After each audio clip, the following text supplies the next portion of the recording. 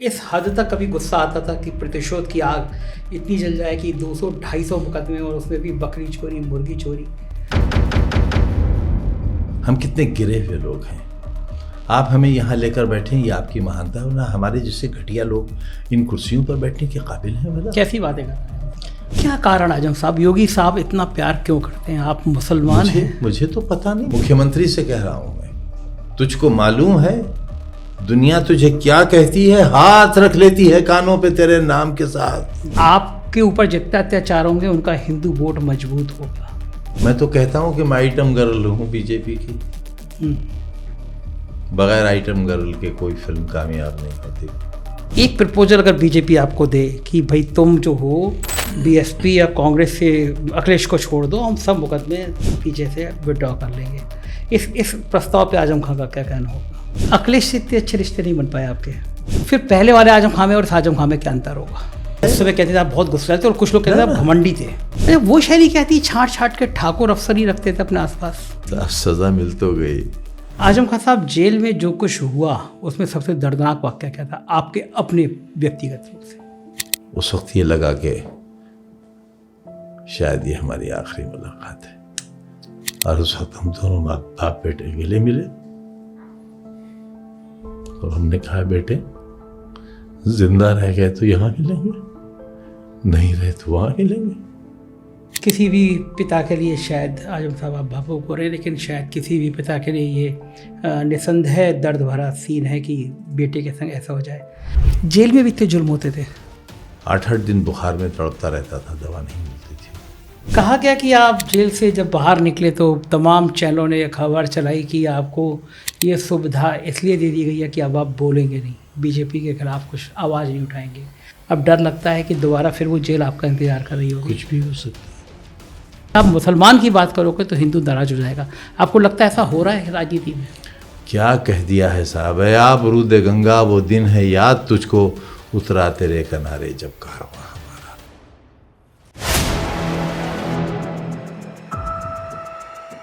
नमस्कार, मैं हूं संजय शर्मा, आप देख रहे हैं 4PM न्यूज़ नेटवर्क। मुझे लगता है इतिहास उनका बनता है जो योद्धा होते हैं, और इतिहास उन्हीं की बात करता है जो लड़ाई लड़ते हैं। लेकिन लड़ाइयाँ कितनी निर्मम होती हैं, कि लड़ाइयाँ कितनी निर्दयी होती हैं, ये कुछ लोगों को देखकर लगता है। और लगता है कि आखिर उनकी गलती क्या थी कि वो एक एजुकेशन सेक्टर में काम करना चाहते थे, वो इस समाज में, इस देश में प्यार मोहब्बत की बात करना चाहते थे, और फिर सालों साल उनको जेल में रखा गया। एक ऐसा नेता जिसने अपनी स्टूडेंट लाइफ में और उसके बाद मजदूरों की, रिक्शे वालों की लड़ाई लड़ी, अपने दम पर वो इंसान आगे बढ़ा और उस हर ज़रूरतमंद, हर गरीब के साथ खड़ा रहा। लेकिन दोष उसका शायद इसलिए था कि वो एक मुसलमान था। और ये सिर्फ एक मुसलमान की कहानी नहीं है, इस देश में पिछले 12 सालों में ऐसे हज़ारों मुसलमानों की कहानी है जिनकी शायद ज़्यादती, इनके ऊपर जुल्म की वजह ये थी कि वो मुसलमान थे। लेकिन आज इस नेता के बारे में कुछ बातें हम आपसे करेंगे, परिचय कराएंगे, और शायद यूपी के अकेले नेता इन पर 250 मुकदमे दर्ज हुए। एक इतना कद्दावर नेता जिसने जब कुंभ कराया और उसकी तस्वीरें जब वायरल हुई तो हार्वर्ड ने भी उसको पुरस्कार किया कि इतना शानदार कुंभ कैसे बना। लोग उनको कट्टर कहते हैं, लोग उनको कम्युनल कहते हैं, लेकिन वो तस्वीरें शायद गोदी मीडिया नहीं दिखाता जब वो चप्पल उतार के गंगा जी का आचमन कर रहे होते हैं। तो आप समझ गए होंगे ऐसे नेता जिसमें बकरी चोरी का मुकदमा दर्ज हुआ। आजम खान साहब मेरे ऑफिस में हैं। बहुत बहुत शुक्रिया आजम साहब, और बहुत दर्द के साथ मैं ये इंटरव्यू कर रहा हूँ क्योंकि मैंने 95 यानी मैंने 25 साल से आपकी राजनीति को देखा है और आपको देखा है। ये दर्द राजनीति में आपको भी गुस्सा आता था जब आप मंत्री थे, लेकिन इस हद तक कभी गुस्सा आता था कि प्रतिशोध की आग इतनी जल जाए कि 200-250 मुकदमे और उसमें भी बकरी चोरी, मुर्गी चोरी। क्या ये इंसान के गिरने की पराकाष्ठा है?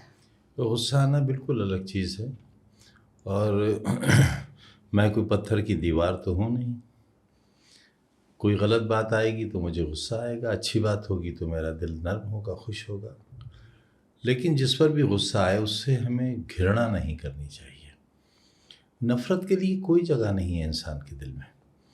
हमसे नफ़रत की गई, घृणा की गई, हमें तबाह बर्बाद करने के लिए तमाम मंसूबे तैयार हुए, आज तक अपनी ख़ता नहीं मालूम, अपना गुनाह ही नहीं मालूम। जिस चोरी की बात आपने की है, मुर्गी चोरी की, उसमें दफ़ा चोरी की नहीं लगी। अगर चोरी की दफ़ा लगती तो 3 साल से ज़्यादा की सज़ा नहीं होती। दफ़ा लगाई है डकैती की, जिसमें 10 साल की सज़ा हुई, और तमाम धाराओं को मिलाकर एक ही मुकदमे में मुझे 21 बरस की सज़ा और तकरीबन 36 लाख रुपए का जुर्माना है। और ये गुनाह कैसा है? एक सरकारी ज़मीन थी। जब भी विकास का काम होता है तो सरकार मौके पर नहीं जाती है। ज़िलाधिकारी की मेज़ पर या सरकार की मेज़ पर एक नक्शा बिछाया जाता है, जिसमें ये देखा जाता है कि खाली ज़मीन कहाँ कहाँ है। उसको रेड लाइन कर दिया जाता है, यहाँ पार्क बनेगा, यहाँ गेस्ट हाउस बनेगा, यहाँ फैक्ट्री बनेगी, यहाँ फ्लाईओवर बनेगा, यहाँ सड़क बनेगी, और यहाँ कॉलोनी बनेगी। चुनाचे कॉलोनी का इलाका इंगित कर दिया गया। आसरा योजना थी जो मेरे ही विभाग के तहत बनना थी। मेरा गुनाह फ़कत ये था कि मैं वज़ीर था। उस ज़मीन पर कब्ज़ा सरकार ने लिया। तकरीबन 1.5 बरस तक उस ज़मीन पर आसरा योजना की मल्टी स्टोरी इमारत बनी, और 4 नवंबर 2016 को ये इमारत ज़िलाधिकारी के हुक्म से अलॉट कर दी गई तमाम ज़रूरतमंद लोगों को, और उन्होंने 4 नवंबर को ही कब्ज़ा ले लिया। 3 बरस के बाद एक रपट लिखी जाती है कि 6 नवंबर 2016 को, यानी कॉलोनी के तकसीम हो जाने के भी 2 दिन के बाद, यहाँ हमारे मकानात थे वो तोड़ दिए गए, और आज़म खान ने हमारी बकरी, पायल, भैंस वगैरह वगैरह चोरी करा ली।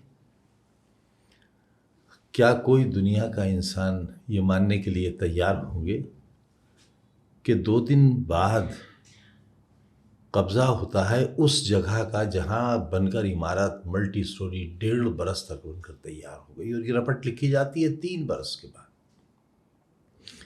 एक इलाके का मुकदमा है कि वहाँ इसी तरह के नाजायज़ कब्ज़े सरकार ने खाली कराए।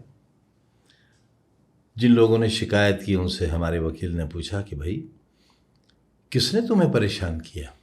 बोले साहब एक सीओ वाले हसन खां होते थे, उन्होंने अपने सामने खड़े होकर हमारे घर तोड़वाए।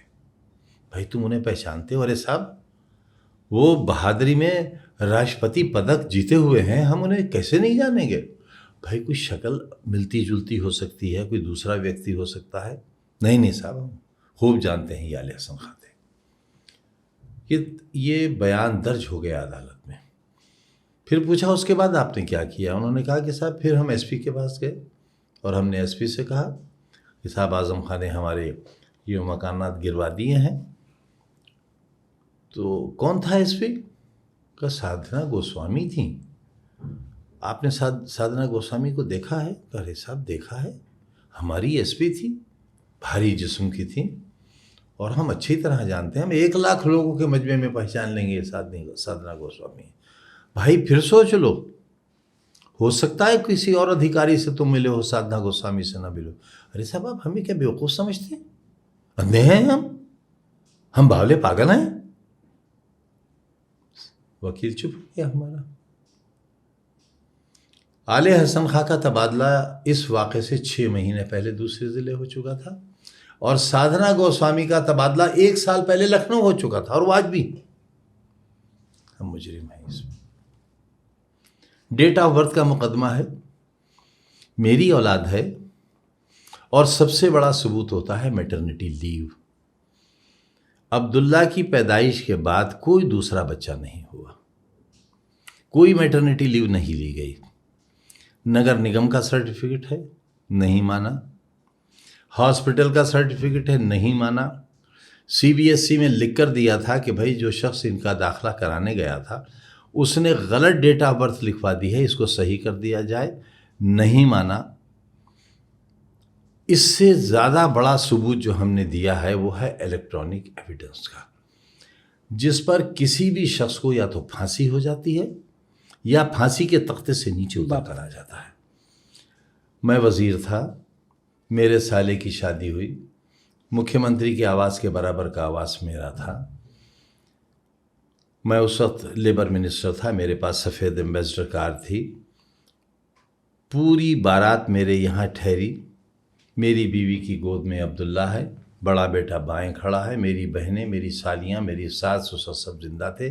वो सारे लोग वहाँ खड़े हैं। 1.5 घंटे का ये वीडियो है। अब्दुल्ला कुछ बोला तो माँ ने कहा, अरे देखो अब्दुल्ला बोला। वो कैसेट पर तारीख और टाइम चल रहा है, कब टाइम चल रहा है। अब्दुल्ला बोला, मैंने अदालत में कहा कि जज साहब, जब अब्दुल्ला माँ के पेट में था तो इसकी माँ ने ये दुआ की थी अपने मालिक से कि अगर मेरे ज़िंदगी की अब बेटा पैदा हुआ तो मैं उसका नाम अब्दुल्ला रखूँगी। तो ये तो पेट में ही अब्दुल्ला था। इससे बड़ा सबूत और क्या चाहिए आपको? मैटरनिटी लीव नहीं मानी। इसकी फॉरेंसिक जांच हो गई, इस कैसेट की फॉरेंसिक जांच के सर्टिफिकेट को अदालत ने मान लिया कि ये सही है। फॉरेंसिक जांच करने वाले टेक्नीशियंस आए, उनका बयान हुआ, सरकारी वकील ने जरह की, मान लिया कि इनकी एविडेंस वाजिब है। मैंने कहा कि साहब अब इसके बाद सिर्फ अल्लाह का ज़मीन पर आना बाकी है। जज साहब ने ये कहा, मैं आपकी बात रुक रही है, जज साहब ने ये कहा कि भाई सरकारी वकील से कि भाई अब क्या रह गया, अब क्या बाकी है। लेकिन हम अपनी बेगुनाही नहीं साबित कर सके। हम ये चाहते थे कि जो थोड़ा सा वक्त आगे पीछे हो गया है उस सच को हम सच कर दें। हमें सच के लिए अपने बच्चे की डेट ऑफ बर्थ को सही करने के लिए इतनी बड़ी सज़ा मिलेगी कि बच्चा 2 बार, जो कि एमटेक है, 2 बार विधायक हुआ और 2 बार उसकी विधायकी खारिज हुई। मैं मुजरिम बना, मुझे 7 बरस की सज़ा हुई। मेरी बीमार बीवी को 7 बरस की सज़ा हुई। तकरीबन 2 साल वो शख्स औरत जेलों में रही। मेरा बच्चा 4 साल रहा। 5 बरस मैं जेलों में रहा। क्या गुनाह है हमारा? हमारे ऊपर एक मुकदमा है। मैं 4थी बार कैबिनेट मिनिस्टर हूँ। जेड सिक्योरिटी है मेरी बीवी उस वक्त एसोसिएट प्रोफेसर थी। हम कितने नीच लोग हैं आपको ये बताना चाहते हैं। हम कितने गिरे हुए लोग हैं। आप हमें यहाँ लेकर बैठे, ये आपकी महानता हो ना। हमारे जैसे घटिया लोग इन कुर्सियों पर बैठने के काबिल हैं भला? कैसी बातें कर रहे हैं? मैंने और मेरी बीवी ने शराब की दुकान लूटी है जनाब। 16,900 रुपये उसके गले से लूटा है। शर्म आती है अपनी ज़िंदगी पर कि हम जिंदा क्यों हैं। अगली नस्लें हमारे बारे में क्या सोचेंगी, हमारी औलादें क्या सफाई देंगी कि उनका बाप शराबी था, शराब खाने लूटता था। उनकी बच्चे पढ़ाने वाली माँ शराब की बोतलें लूटती थी। 16,900 रुपये गले से लूटने वाली औरत का बेटा है ये। किसको दिखाएं दर्द, किसको सुनाए दास्तां, किसको दिखाएं दिल के दाग? क्या कारण आजम साहब, योगी साहब इतना प्यार क्यों करते हैं? आप मुसलमान हैं? मुझे तो पता नहीं, मुझसे तो बहुत अच्छे मामला थे। मेरी एक तस्वीर देखेंगे आप, मुझे सदन में मिल गए थे बाहर गैलरी में, तो हाथ में हाथ डालकर मुझसे हाथ मिलाते थे। मैं नहीं जानता। और अगर कोई बात है भी या कोई बात थी भी तो हम सियासतदानों में तो बहुत कुछ होता है। मुझे अच्छी तरह याद है सदन में नारायण तिवारी जी मुख्यमंत्री थे और जाहिर है मैं जब बोलता था तो सदन सुनता था। तिनका गिर जाए तो उसकी आवाज़ आती थी। विपक्ष के लोग भी एक दूसरे को चुप करते थे कि सुनो, कोई शब्द रह न जाए सुनने से। मैंने उनकी नज़र एक शेर किया था। ये थे दिल पहले लोगों के कि तुझको मालूम है दुनिया तुझे क्या कहती है।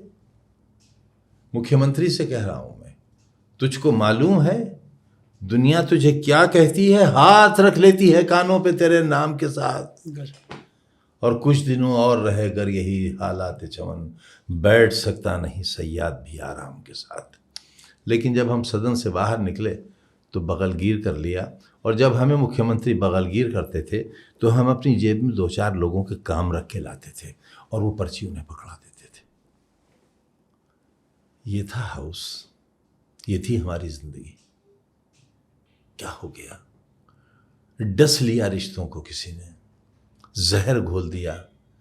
इस प्यार भरे माहौल में गुजिया और सिवई की लड़ाई होगी। कैसा हिंदुस्तान हो गया, ये कैसा मेरा वतन हो गया। मैंने ये बच्चों के स्कूल और यूनिवर्सिटी इसलिए बनाई थी कि मैं देशद्रोही हूँ, मैं पाकिस्तानी एजेंट हूँ। ये पैसा तो मुझे ही मिला था, मेरे इस दामन को लोगों ने दिया था। मैं इस पैसे को ले जाकर विदेश में रखता, महल बनाता, लानत भेजता से MP और MLA पर, शान की ज़िंदगी गुजारता, वो अच्छा होता। या आज उन्हीं बच्चों के लिए जेलें काट रहा हूँ, ये अच्छा है। आजम साहब, ये तो हो नहीं सकता कि आपको पता ना हो कि इस नफरत के पीछे कारण क्या है। मुझे नहीं मालूम, वो बता दें। अगर कोई वाजिब वजह होगी तो मैं कुतुब मीनार पे चढ़कर माफ़ी मांगूंगा। मैं एक पत्रकार होने के नाते या समाज के कई लोगों को जानने के नाते मैं कहता हूँ कि लोग कहते हैं कि आपके ऊपर जितना अत्याचार होंगे उनका हिंदू वोट मजबूत होगा। तो उनका फ़ायदा है तो मुझ पर वजह ये हो सकती और है, जुल्म करें फिर। ये वजह हो सकती है। हाँ, बिल्कुल हो सकती है भी। मैं तो कहता हूँ कि मैं आइटम गर्ल हूँ बीजेपी की। बगैर आइटम गर्ल के कोई फिल्म कामयाब नहीं होती। मैं उनकी आइटम गर्ल हूँ। आप मंत्री थे तो आप बयान भी बहुत तल्ख देते थे। लोग कहते हैं योगी जी जिस FIR पे रो पड़े थे वो FIR आपके इशारे पे हुई थी योगी आदित्यनाथ के खिलाफ। मैं झूठ नहीं बोलता हूँ। मैं अपने परवरदिगार को हाजिर नाजिर करके कहता हूँ कि मुझे उसके बारे में मालूम भी नहीं था। जिस तरह मुझे मुजफ्फरनगर के दंगों का जिम्मेदार कहा गया और मैंने कहा कि इंटरपोल से इसकी जांच कराई जाए, अगर मेरी कोई ख़ता हो तो मुझे कुतुब मीनार पर चढ़ाकर फांसी दी जाए। उस ज़माने में तो कुदरत ने कुछ ऐसा इंतज़ाम किया कि मैंने उस पूरे दंगे के दौरान किसी को एक टेलीफोन तक नहीं किया। और क्यों नहीं किया, ये तो आपकी गलती है। मुझे नहीं मालूम, शायद कुदरत को मुझे बचाना था। वो कुदरत का इनाम है मेरे साथ कि मैंने किसी से कुछ नहीं कहा। मुझे अगर ज़रूरत पड़ती तो कहना चाहिए था, मैं वज़ीर था, मेरी जिम्मेदारियों में था, लेकिन ये कुदरत की मेरे ऊपर मेहरबानी थी कि उसने मेरे हाथ को रोक दिया था। लगता है कि इस आप पे कार्रवाई या कुछ और बड़े नाम मुसलमान जितने नेता पे कार्रवाई, आपको लगता है कि समाज में उग्र हिंदुत्व को फ़ायदा मिलेगा, इस वोट बैंक को उनको फ़ायदा मिलेगा, या अब इस स्टेज में आकर नुकसान हो रहा है, लोग कह रहे हैं ज़्यादा हो गया आपके साथ? इन चीज़ों से वक्ती फ़ायदा तो हो सकता है। मुग़ल कितने ज़माने तक यहाँ रहे? अगर उन्होंने वो किया होता जो आज गलती हम कर रहे हैं, नहीं रह पाते। उन्होंने तो जोधा को अपनी रानी बनाया था, तब हिंदुस्तान पर हुकूमत की थी। तो हमें दिल तो बड़ा करना पड़ेगा, और रिश्ते ख़राब करके हम किसको नुकसान पहुंचा रहे हैं? कहाँ जाएंगे ये मुसलमान? इतने मुसलमान ना समंदर में फेंके जा सकते हैं, ना जलाकर मारे जा सकते हैं, ना इनकी हत्या हो सकती है। बहरहाल सबको एक साथ रहना है। अब खुशदिली से रह लीजिए या दिल जला कर रह लीजिए। तो दिल क्यों जलाएं? मैंने अगर ये कह दिया कि दिए जलाओ मत, दिए रोशन करो, मेरी बात को गलत ले लिया गया। मैं आज भी कहता हूँ कि दिए रोशन करो, क्योंकि लोगों को रोशनी की ज़रूरत है, बहुत अंधेरा हो गया है। कहाँ चूक हो रही है इस राजनीति में? चूक कहाँ हो रही है? ये नफरत आपको लग रहा है ये और बढ़ रही है, या अब इसका ढलान है, अब लोगों में कम हो रही है? अच्छे लोग बटे हुए हैं। लोगों के पास अच्छाई का अलग अलग पैमाना है। एक दूसरे को जोड़ने के लिए अलग अलग फार्मूला है। जिस दिन एक फार्मूला हो जाएगा और अच्छाई एक जगह आ जाएगी, बुराई वाले तो बहुत कम लोग हैं, अकेले रह जाएंगे। तो जो बटे हुए लोग हैं वो एक कैसे होंगे? उसमें आपकी उसकी कोशिश जारी है। तो आप कर सकते हैं ना, आप मायावती और अखिलेश यादव को बिठा सकते हैं, एक हो जाएंगे दोनों। जो वोट बढ़ जाते हैं तो जो लोग जीत जाते हैं। देखिए, उनका मामला तो अब थोड़ा बहुत आगे निकल गया है। पहले भी तो निकला था नेताजी के टाइम में गेस्ट हाउस के गार्ड में, फिर बातचीत ना कभी ऐसा नहीं हुआ कि BSP का केवल एक विधायक जीत कर आया हो। उन्होंने तो अपनी शनाख्त ही खो दी है।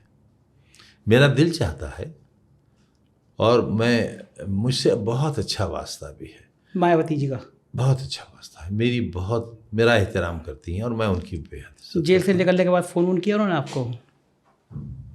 इसका मतलब ये तो नहीं हो गया कि वो मेरा ख्याल नहीं करती हैं। हाँ, मुझे ये मालूम है कि जब रामपुर के शाही परिवार के एक विधायक उनके पास बार बार मेरी शिकायत की दरख्वास्त लेकर गए, तो उन्होंने दरख्वास्त उठाकर फेंक दी और कहा कि वो बहुत सीनियर हैं, ख़बरदार आइंदा ऐसी शिकायत लेकर मत आना। तो इस दौर पे जब आपकी बात मानती है और आप कह रहे हैं कि इस तरह के लोग बटे हुए हैं, तो अगर एक साझा मंच हो जाना चाहिए तो अच्छा रहेगा। तो आपकी बात तो अखिलेश जी भी कभी नहीं टालते हैं, मैं तो इस बात को जानता हूँ। अखिलेश जी तो नहीं टालते हैं और नहीं टालेंगे, लेकिन मुझे इस बात का भरोसा नहीं है कि मायावती जी मानेंगी या नहीं मानेंगी। मैं आपकी बात के बाद कोशिश करूंगा इस बात की कि मेरा इनडायरेक्ट उन तक पैगाम पहुंचे। अगर उसके बाद वो चाहेंगी तो मैं बराह रास्त बात करने के लिए तैयार हूँ। आपके और अखिलेश के रिश्ते मैंने बहुत देखे हैं, मतलब मैं इस परिवार से जुड़ा हूँ, मैंने करीब से देखा है, जाना है। लोग फिर बहुत मज़े लेते हैं। जब आप जेल से निकले तो कहानियाँ चलने लगी गोदी मीडिया पे कि अब तो आजम खान साहब मायावती पे चले जाएंगे, अखिलेश यादव से बहुत नाराज़ हैं। हालांकि मैंने उस दिन शो किया था, मैंने कहा कि बाप और बेटा, चाचा और भतीजा कभी नाराज़ होते नहीं, परिवार का मामला है। लेकिन लोगों को लगा कि शायद मैं गलत कह रहा हूँ। लेकिन अब तस्वीर अखिलेश जी ने भी पोस्ट किया, आप उनके घर गए, कुछ गुस्सा आया था अखिलेश यादव पे या कभी गुस्सा नहीं आया? सच सच बताइएगा। देखिए, गुस्सा आना और किसी अपने से वो चाहना जो उसका हक हो, उस चाहत का तो हक है ना मुझको। मेरे 50 बरस के रिश्ते हैं। उन 50 बरस के रिश्तों में उस घर के बच्चों पर मेरा हक तो बनता है। तो अगर मुझे कोई बात, ये ज़रूरी नहीं है जेल से मुताल्लिक़ हो, मुकदमों से मुताल्लिक़ हो, वो राजनीति से मुताल्लिक़ भी हो सकती है, वो राजनीतिक घर से मुताल्लिक़ हो सकती है कि इस दीवार में कहीं से पानी मर रहा है, इस छत से पानी की बूंद टपक रही है, मेरा कहीं ये राजनीतिक घर कमज़ोर ना हो जाए, उसके लिए तो मेरा हक बनता है। अगर ऐसी कोई बात मैंने उन तक पहुंचाई और कही और उन्होंने सुनी, उन्होंने मानी, उसका एहसास किया, तो इसमें कहाँ कदूरत कहाँ हो गई?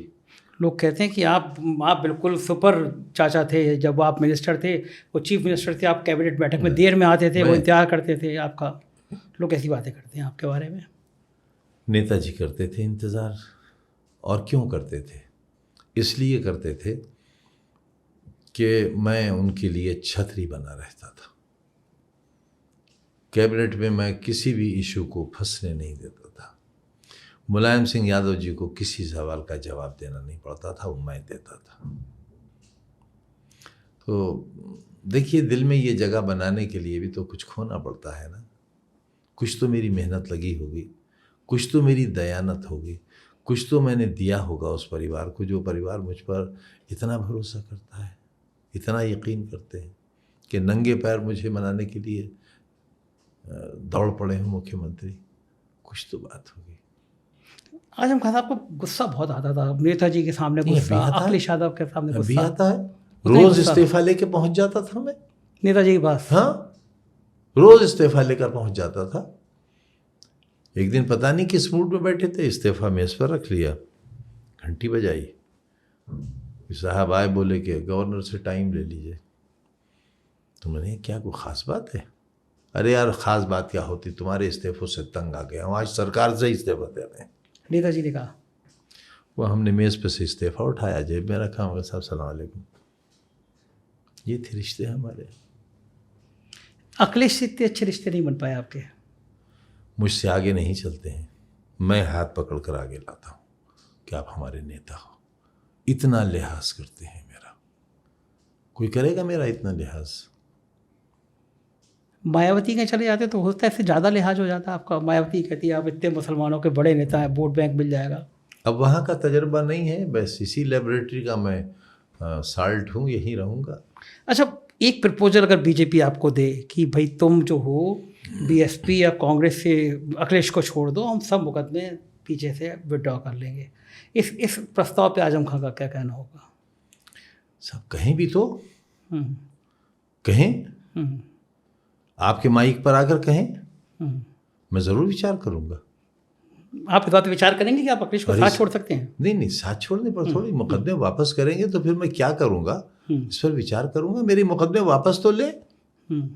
जनता ये जानना चाहती है कि वापस लें। मैं शुक्रिया अदा करूंगा, प्रधानमंत्री जी को फूलों का गुलदस्ता दूंगा, मुख्यमंत्री जी को दूंगा, उनकी हर जगह तारीफ करूंगा, वोट समाजवादी के लिए मांगूंगा। वोट समाजवादी वोट, वो है हम लोगों की कहावत कही जाती है कि पंचों की बात शर्माते परनाला वहीं गिरेगा।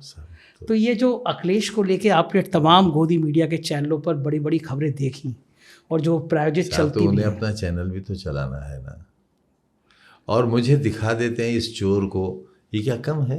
लेकिन इस बार मैं ये देख रहा हूँ कि एक आध को छोड़कर मीडिया बंधु मुझे बहुत ही तरस भरी निगाहों से देखते हैं और किसी ने भी मुझसे अभी तक कोई ऐसा कड़वा सवाल नहीं किया जिससे मेरा दिल दुखता। उन्हें मालूम है कि इस वक्त इसके दिल में इतने ज़ख्म हैं कि एक नश्तर भी ये बर्दाश्त नहीं कर सकेगा।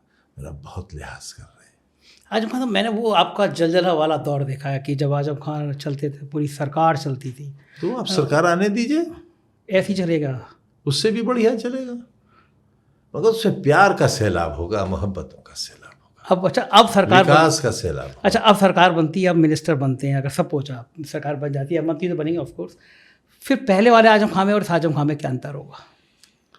देखिए, पहले वाला तो वो तो रहेगा ही, उसमें कुछ इजाफा नहीं, हो लोग जाएगा। गुस्से में कहते थे आप बहुत गुस्से थे, और कुछ लोग कहते थे आप घमंडी थे। अरे साहब, आपसे कभी घमंड किया? किसी ऐसे व्यक्ति से आपकी मुलाकात है जो मेरे घमंड की कोई कहानी सुना सके? गुस्से की तो कहानी सुनाते हैं लोग। यकीनन सुनाते हैं, लेकिन जिससे मैं गुस्सा हो जाता हूँ वो जाकर कहता है कि मियाँ मेरा काम हो गया। ये भी शैली थी आपकी? अच्छा, वो शैली क्या थी? छाट छाट के ठाकुर अफसर ही रखते थे अपने आसपास, उसके पीछे क्या राजनीति थी? सज़ा मिल तो गई, सज़ा मिल तो गई। इसी बात की। मैंने तो मेरिट पर रखे थे, मेरी तो गलती नहीं थी। अब उन्होंने अगर मेरे साथ धोखा किया और जितने भी जियो तैयार किए उसमें लेकुनास छोड़ दिए, मेरा काम तो नहीं था कि मैं जियो तैयार करता, मैं कैबिनेट के नोट्स तैयार करता, वो तो सेक्रेटरी तैयार करेंगे। अगर उसमें कहीं कमी छोड़ दी गई और ऐसी शर्तें लगा दी गई जो प्रैक्टिकल ना हो, तो इसमें मेरी गलती तो नहीं है। धोखा खाने वाले की गलती नहीं है, धोखा देने वाले की गलती है। मैंने धोखा नहीं दिया किसी को। तो इसका मतलब आपके लिए तभी से बैटिंग तैयार कर दी गई थी आपके इर्द गिर्द रहने वाले लोग? अब यही साबित हुआ, षड्यंत्र हो गया। यही साबित, भरना सा भरोसे का कत्ल हुआ। एक वाकया सुन लें आप इस पर। रेगिस्तान है गल्फ का, और एक घुड़सवार अरबी घोड़े पर सवार है और बड़ी तेजी से जा रहा है। शदीद गर्मी है, आग बरस रही है आसमान से। एक खजूर के दरख्त के नीचे एक शख्स तड़प रहा है दर्द से। मुसाफिर रुका और उसने पूछा, क्या हो गया भाई? उसने कहा, मेरे बहुत दर्द है, मुझे पानी चाहिए वरना मैं मर जाऊंगा। उस आदमी को न जाने क्या सोची कि वो पैदल चला गया, अपना घोड़ा भी छोड़ दिया और वो पैदल तलाश में निकल गया पानी के, और उसे पानी मिल गया। और पानी लेकर जब वो वापस लौटा तो उसने देखा कि मरीज भी नहीं है और उसका कीमती अरबी घोड़ा भी नहीं है। उस बीमार का एक बहुत ही घटिया नस्ल का घोड़ा वहाँ खड़ा हुआ है। उसे अफसोस हुआ, उसके घोड़े पर सवार हुआ, क्योंकि वो अच्छा सवार भी था। उसने पीछा किया अपने घोड़े का और पकड़ लिया उसे। अब देखिए वो कहता क्या है। उसने कहा, देख भाई, ये घोड़ा तो तेरा है जिस पर मैं सवार होकर आया हूं, ये तो तेरा है, लेकिन आज से ये मेरा अरबी घोड़ा भी तेरा है जिसे तू चुरा के भागा है। मगर तुझे वास्ता है उस परवरदिगार का, अल्लाह का वास्ता है, आज के बाद किसी को धोखा मत देना, वरना कोई मुसाफिर किसी प्यासे को, किसी बीमार को पानी नहीं पिलाएगा। बात विश्वास की है, लेकिन दरअसल धोखा विश्वास के साथ हुआ है। मैं तो पानी पिलाने वाला था, धोखा तो मेरे साथ हुआ है। नौकरशाही के लिए एक बड़ा सबक तो है ये कि जब नेता काम करते हैं तो इस तरह के धोखे दिए जा सकते हैं। आजम खान साहब, जेल में जो कुछ हुआ उसमें सबसे दर्दनाक वाक़या क्या था आपके अपने व्यक्तिगत रूप से? सबसे दर्दनाक वाक़या वो था जब मेरा दिल फट जाना चाहिए था और मुझे वहीं मरकर गिर जाना चाहिए था।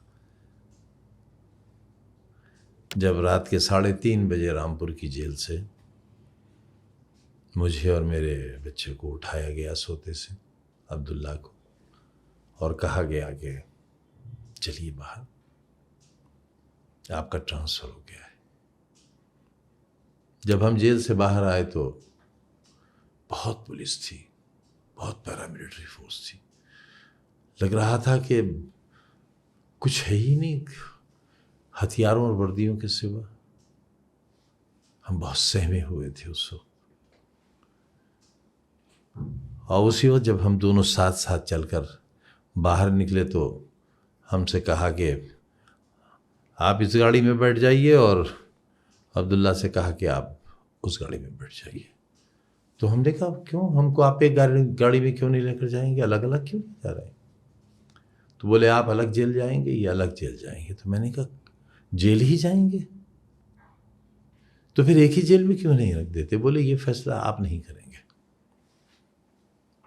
तो मैंने कहा आप कहाँ लिए जा रहे हैं मेरे बच्चे को?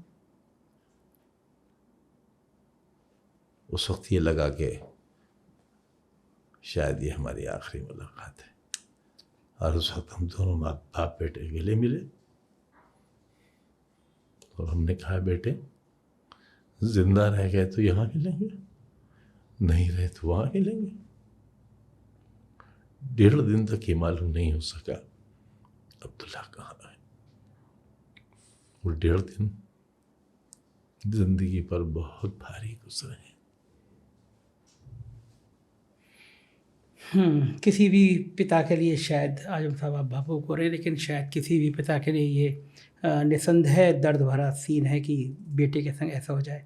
राजनीति में इतनी नफरत जो आ गई कि एक एक्स चीफ मिनिस्टर की बेटी की शादी हो रही है, पड़ोस में शादी होती है बेटियों की तो लोग सहयोग कर देते हैं, उसके इनकम टैक्स की रेड हो जाती है, कई मुख्यमंत्रियों को ईडी जेल में भेज देती है, बाद में कुछ साबित नहीं होता है। आपके संग इतने जुर्म जाते हुए समाज का बदलता हुआ आईना है, राजनीति का बदलता हुआ आईना है, और राजनीति इतनी गिर गई है, इतनी घिनौनी हो गई है, इसके कुछ सुधार की उम्मीद लग रही है? आप जैसे बहादुर आदमी को मुझे इतना भावुक होते हुए देख के मुझे अनईजी लग रहा है, अच्छा नहीं लग रहा। आप शेर हैं आजम साहब, आप बहुत लोगों की उम्मीदें हैं, बहादुरी की मिसाल है, लोगों ने आपको लड़ते बूझते जूझते हुए देखा है। हिम्मत कहाँ हारी? जुल्म के सामने समझौता कब किया? भूखे रहे, प्यासे रहे, देखिए पैरों की हालत, देखिए ना, ये लेकर आए हैं जेल से। जेल में भी इतने जुल्म होते थे? टेंशन बहुत थी, बहुत छोटी सी कोठरी थी और 24 कोठरियाँ और थीं। ये फांसी घर कहलाता था, फांसी घर बराबर था। रात को सिर्फ परिंदों की आवाज़ आती थी और बहुत दूर कैदी रहते थे। मेरे पास किसी के आने की इजाज़त नहीं थी, डॉक्टर भी नहीं आ सकते थे। 8-8 दिन बुखार में तड़पता रहता था, दवा नहीं मिलती थी और कोई इंसान करीब से गुजरता नहीं था। दिनों रात एक शख्स अकेला एक तख्त पे लेटा हुआ। तो खैर ये तो आपकी मोहब्बत में जज्बात के आंसू आ गए, एक बाप के दिल में बेटे का औलाद का प्यार आ गया, एक अच्छी औलाद का दर्द है। वरना मैं तो कश्तियाँ जलाकर भी नहीं आया हूँ, मैंने कश्तियाँ इस्तेमाल भी नहीं की हैं, मैं तो तैर कर आया हूँ। अब मेरे पास वापसी का कोई रास्ता ही नहीं है, या तो आगे बढ़ूंगा या मारा जाऊंगा। कहा गया कि आप जेल से जब बाहर निकले तो तमाम चैनलों ने खबर चलाई कि आपको ये सुविधा इसलिए दे दी गई है कि अब आप बोलेंगे नहीं, बीजेपी के खिलाफ कुछ आवाज़ नहीं उठाएंगे, अखिलेश शायद आपका साथ नहीं देंगे। और शुरुआती दौर में आप 24 घंटे में कुछ नाराज़ भी दिखाई दे, और एक आध हल्के फुल्के जो आपके स्टाइल है, कमेंट है आपका, वो भी अलग ही स्टाइल है आपका, आपसे कोई बात को बोलवा नहीं सकता। आप एक शेर कहते हैं, 2 लाइन कहते हैं, वो सुर्खियाँ बन जाती हैं। लेकिन लोगों ने मिथक को छोड़ दिया, आप बोले और फिर खूब बोले। अब डर लगता है कि दोबारा फिर वो जेल आपका इंतजार कर रही होगी। कुछ भी हो सकता है, न बोलने पर भी। मैंने जो कुछ बोला है उसमें कहीं घृणा नहीं है। मैंने किसी नेता के खिलाफ, न प्रधानमंत्री जी के खिलाफ, न मुख्यमंत्री जी के खिलाफ, न किसी मंत्री के खिलाफ मैंने तो कुछ भी नहीं कहा है। यहाँ तक कि मैंने भाजपा के खिलाफ भी नहीं कहा है। मैंने तो सिर्फ अपना दर्द बयान किया है। मैंने तो उन झूठे और फर्जी मुकदमों का सिर्फ एक हल्की सी झलक दिखाई है आपको। हाई कोर्ट ने अपने फैसले में लिखा है कि इसमें फोर्जरी कहाँ है। बर्थ वाले केस में फोर्जरी तो इनके साथ हुई है। फोर्ज डॉक्यूमेंट, अगर डॉक्यूमेंट बनाए गए हैं तो सरकारी अफसरों को सजा होनी चाहिए। इन बेगुनाहों को सजा हो गई और अफसरों को पता नहीं चला कि किया क्या है उन्होंने। अगर कोई नकली सर्टिफिकेट बना है तो हमने नहीं बनाया होगा, जिसने बनाया है उसको सजा देने वाला कौन है? कौन सा कानून सजा देगा? फिर कहाँ जाएं हम? मैं तो आपके माध्यम से चीफ जस्टिस ऑफ इंडिया से दरख्वास्त करूंगा कि कम से कम मेरे एक मुकदमे को, जिसमें मुझे 21 बरस की सज़ा हुई है, इसकी जांच करा दें। और कहते हैं ना कि देख का बस एक चावल देखा जाता है, देख पकी या नहीं पकी। अगर मेरा जुर्म साबित हो जाए तो फिर मैं कभी आपके सामने शक्ल दिखाने नहीं आऊँगा। अच्छा अनिल साहब, लगता है आपको कि ये जो पूरे परिवार पे इतनी जुल्म ज्यादती हुई, उसकी मुख्य वजह क्या रही होगी? क्यों आपसे इतनी नफरत हो गई होगी?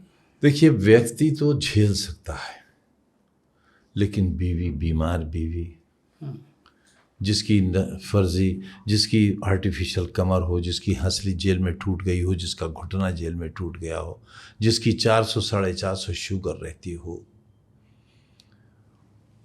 उसको जेल में एक शौहर बर्दाश्त कर सकेगा या नहीं कर सकेगा? अपनी मरी हुई माँ पर मुकदमे बर्दाश्त कर सकेगा या नहीं कर सकेगा? अपनी माँ जैसी बहन को घसीट कर थाने ले जाया गया होगा, जेब में डालकर, पढ़ी लिखी हेड मिस्ट्रेस से रिटायर हुई हो, 5 किताबों की राइटर हो, मेरा सगा बड़ा भाई चीफ सुपरिटेंडेंट इंजीनियर से रिटायर हुआ हो, उसको उस पर मुकदमे 307 के कायम किए गए हों, मेरे बच्चे की 2 बार एमएलएशिप खारिज हुई हो, 4 बरस उसने जेल काटी हो, तो जब परिवार का हर शख्स तोड़ दिया जाएगा तो आदमी खुद घुटने टेक देगा। लोग कहते हैं, और ख़ास तौर से गोदी मीडिया के चैनल्स कहते हैं कि अखिलेश यादव ने आपकी उतनी मदद नहीं करी जितनी करनी चाहिए, और इसको लेकर मुसलमानों में नाराज़गी है। ये क्या आरोप सही है? देखिए, मुसलमानों में तो रजामंदी और नाराज़गी जब होगी, जब मैं उनसे कहूँगा कि ये हुआ या ये नहीं हुआ। मुसलमानों की बात नहीं है, इस वक्त हिंदू भाई भी, बहनें और समाज मुझसे बहुत हमदर्दी रख रहे हैं, और शायद जो आज सत्ता में बैठे हुए हैं उनके लिए ये सबक भी है और उनके लिए एक रास्ता भी है कि वो अपने आप को सुधारने की कोशिश करें, वरना नफ़रतों का ये बाज़ार ज़्यादा देर गर्म नहीं रह पाएगा। ठीक बात है आपकी इन बातों में, कम से कम। और आपने जब घर पे अखिलेश यादव का जिस तरह वेलकम किया, आज आप उनके घर गए, उन्होंने ट्वीट किया, तो कुछ बातें बिना कुछ कहे सही हो जाती हैं। लेकिन एक राजनीति का मैं बहुत करीब से देखता हूँ, बड़ा ख़राब अध्याय ये है कि बहुत बड़ी बड़ी पार्टियों ने मुसलमानों की बातें करना बंद कर दी हैं। माहौल इस तरह का जो आरएसएस ने, जो बीजेपी ने क्रिएट किया कि अगर आप मुसलमानों के मुद्दों को छुओगे तो आपको परेशानी हो जाएगी, बहुसंख्यक नाराज़ हो जाएगा। तो मुसलमानों के घरों पे बुलडोजर चल रहे हैं, मुसलमानों को परेशान किया जा रहा है, टांग पे गोली सबसे ज़्यादा उनको मारी जा रही है। लेकिन बड़ी बड़ी पार्टियां मुसलमानों के पक्ष में उतना मुखर होकर नहीं बोलती, जैसे नेताजी लड़ जाया करते थे, जब वही ज़माने में कांग्रेस भी लड़ जाया करती थी। लेकिन अब उतनी बातें डर नहीं है कि आप मुसलमान की बात करोगे तो हिंदू नाराज़ हो जाएगा। आपको लगता है ऐसा हो रहा है राजनीति में? जी, बहुत हद तक हो रहा है, और मुसलमान, इसमें कोई दो राय नहीं, ये बहुत डर गया है। और ये डर 140 करोड़ हिंदुस्तानियों के लिए बड़े शर्म की बात है। उन्हीं के वतनी भाई जो सदियों से उनके साथ रहते चले आए हैं, अपने गम, अपनी खुशियां बांटते चले आए हैं, जो नहीं गए पाकिस्तान। हमें हक था जाने का, 1947 में ऑप्शन था, आपके पास नहीं था, आप नहीं जा सकते थे, हम जा सकते थे, और फिर भी हम नहीं गए, क्योंकि ये हमारा मादरे वतन है। मादरे वतन, आप भारत माँ कहते हो, मादरे वतन कहते हो, बस इतना ही सा तो फर्क है। अंग्रेजी बोलने वाले मदरलैंड कहते हैं, लेकिन सारे जहां से अच्छा हिंदुस्तान हमारा, ये हमने पहले कहा, आपने बाद में कहा। अल्लामा इकबाल ने सारे जहां से अच्छा हिंदुस्तान हमारा, हिंदुस्तानियों के लिए लिखा। बहुत से गीत हैं, पूरी किताब है। जो मिसाल के तौर पर सर सैयद अहमद खां को सर का खिताब किसने दिया? अंग्रेज़ों ने दिया। खान बहादुर का खिताब किसने दिया? अंग्रेज़ों ने दिया। इस सच्चाई से इनकार तो नहीं कर सकते। तो हम ऐसी किसी सच्चाई से इनकार नहीं कर सकते जो इतिहास के पन्नों पर दर्ज है। लेकिन सारे जहां से अच्छा हिंदुस्तान हमारा सिर्फ हिंदुस्तानी ने लिखा, और हिंदुस्तान के लिए लिखा। इसके बावजूद भी अब नेता बात कर नहीं पाएंगे ना मुसलमानों के मुद्दों पर? थोड़ा रुक कर लेंगे।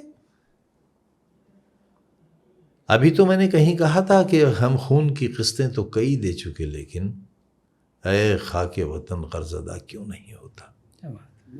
तो एक आध किस्त और सही, देर से ही सही, लोगों को बुद्धि आएगी। ये हमारा यकीन भी है और हमारा ईमान भी है। करबला हुआ, लेकिन आज तक दुनिया सीना कूटती है उस वाक़े के लिए। आज तक पूरी इंसानियत रोती है। आज भी वो कत्ल नहीं था, कत्ले हुसैन असल में मर्गे यजीद है। कत्ले हुसैन असल में यजीद पहले मर गया था, हुसैन का कत्ल तो बाद में हुआ है। कत्ले हुसैन असल में मर्गे यजीद है। तो देखिए, उत्तर प्रदेश की राजनीति में आजम खां का ये गुस्सा, आजम खां के ये आंसू क्या एक नई क्रांति को जन्म दे सकते हैं, एक नई विचार को जन्म दे सकते हैं? गुस्सा तो न था न है। अपने विचार रखने का एक तरीका, एक अंदाज है मेरा। मैं अपनी बात को इस तरह रखता हूँ, कभी हंसता हूँ, कभी चीखता हूँ, रोता भी हूँ, इसलिए कि मेरे सीने में एक दर्दमंद धड़कता हुआ दिल है। मेरी 4 वजारतों में अगर कोई भी मेरे पास रोता हुआ आया तो मैं उसके साथ रोने लगा, उससे चिपट के रोने लगा मैं। ऐसी हजारों मिसालें मिलेंगी आपको मेरी जिंदगी पर। तो खुमार बाराबंकी ने कुछ कहा है, हाय हाय मुझको शिकस्ते दिल का मज़ा, दिल टूटने का, मुझको शिकस्ते दिल का मज़ा याद आ गया, और तुम क्यों उदास हो गए। क्या याद आ गया, क्या बात है। कहने को ज़िंदगी थी बहुत मुख्तसर मगर बहुत छोटी थी। कहने को ज़िंदगी थी बहुत मुख्तसर मगर कुछ यूं बसर हुई कि खुदा याद आ गया। इसमें एक हिस्सा बढ़ा लीजिए कभी। ऐ आबरूद गंगा वो दिन है याद तुझको।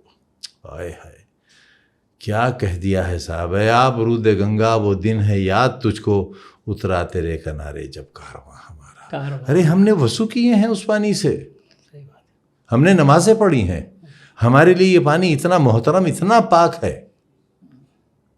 ऐ आबरूद गंगा वो दिन है याद तुझको, उतरा तेरे किनारे जब कारवां हमारा, और सारे जहां से अच्छा हिंदुस्तान हमारा। बहुत बहुत शुक्रिया आजम खां साहब, बहुत सारी बात, बहुत नवाजिश। आजम खां साहब थे, और मैंने किसी ज़माने में उन आजम खां को शेर की तरह देखा है बोलते हुए। उनकी बातों को, उनकी तकरीर को सुना है, और निसंदेह आप उन्हें प्रशंसा करें, आप उनसे चिढ़ें, आप उनसे नफरत करें, कुछ भी करें, लेकिन जब आजम खां की बातों को आप सुनेंगे तो तार्किक आधार पर सुनेंगे तो आप उन तर्कों को नज़रअंदाज नहीं कर सकते। इस देश की राजनीति में अब ये एक नया दौर है, क्या पता ये लोकतंत्र को बचाएगा या ख़त्म कर देगा, कि राजनीति बदले अब इस तरह भी हुआ करेंगे। मैं चाहता हूं कि आप इस इंटरव्यू पे कमेंट ज़रूर करें कि आपको इन सब बातों से क्या सबक मिला, और आप क्या चाहते हैं कि देश की राजनीति इसी तरह हिंदू मुसलमान में बढ़ती रहेगी, या 140 करोड़ का ये देश फिर से खड़ा होगा और ये कहेगा सारे जहां से अच्छा हिंदुस्तान हमारा, हम बुलबुलें हैं इसके, ये वतन हमारा। ये तभी होगा जब हर हिंदू के घर में सेवैयाँ बनेगी और हर मुसलमान के घर में दिवाली मनाई जाएगी। आपकी राय का इंतजार रहेगा। शुक्रिया, थैंक यू।